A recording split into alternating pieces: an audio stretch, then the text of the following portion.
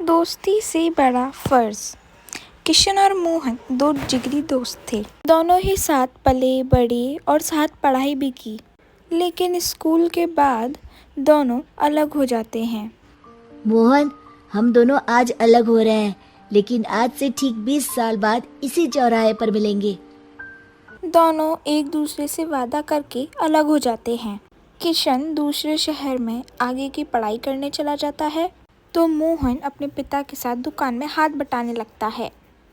पिताजी, मैं भी किशन की तरह दूसरे शहर में पढ़ने जाना चाहता हूँ। उसके पिता एक शराबी इंसान थे। अरे बेटा, तू क्या करेगा शहर जाकर? अरे पढ़ाई करने के बाद किसी के ऑफिस में नौकरी है ना। अरे वो तुझसे ढेर सारा काम करवाएगा और बदले में 4 अठन्नी पकड़ा देगा। तू तो राजा है राजा, अपनी दुकान में बैठ बच्चा। पर पिताजी, ये गल्ला तोलना मुझे अच्छा नहीं लगता। अरे इसी गल्ले को तोल तोल कर तो मैंने तुझे पढ़ाया लिखाया, इस लायक बनाया, और आज तुझे ये गल्ला तोलना अच्छा नहीं लगता। यह बोलकर वह मोहन को जोर का थप्पड़ लगा देते हैं।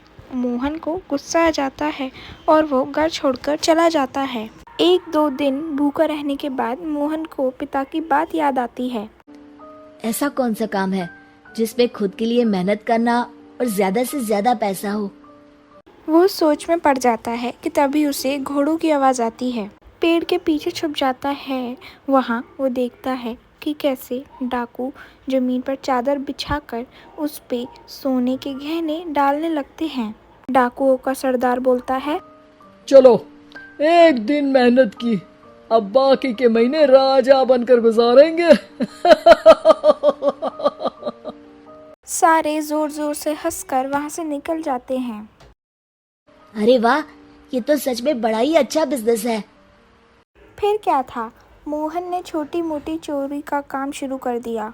कभी किसी की चैन खींच लेता तो कभी किसी की पॉकेट मार लेता। उसे इस काम में मजा आने लगा। वाह, ये तो अच्छा काम है। पिताजी ठीक कहते थे, कुछ नहीं रखा पढ़ाई लिखाई में, सारा वक्त पढ़ो, फिर किसी और के लिए काम करो, और महीने के अंत में वो पकड़ा देगा 4 अठन्नी।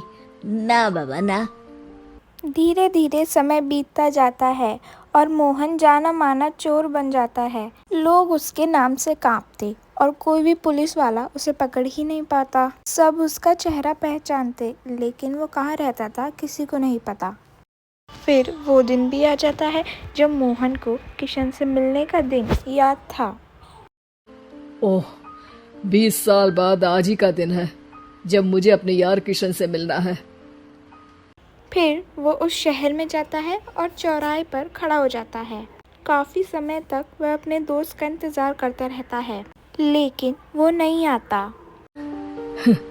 मैं भी पागल हूँ, किसे 20 साल पहले की बात याद होगी। कुछ देर इंतजार करने के बाद वह वहाँ से जाने लगता है कि तभी सामने से 2 पुलिस वाले आ जाते हैं और उसे गिरफ्तार कर लेते हैं। मोहन को आश्चर्य होता है कि उन लोगों को मोहन का पता कैसे चला।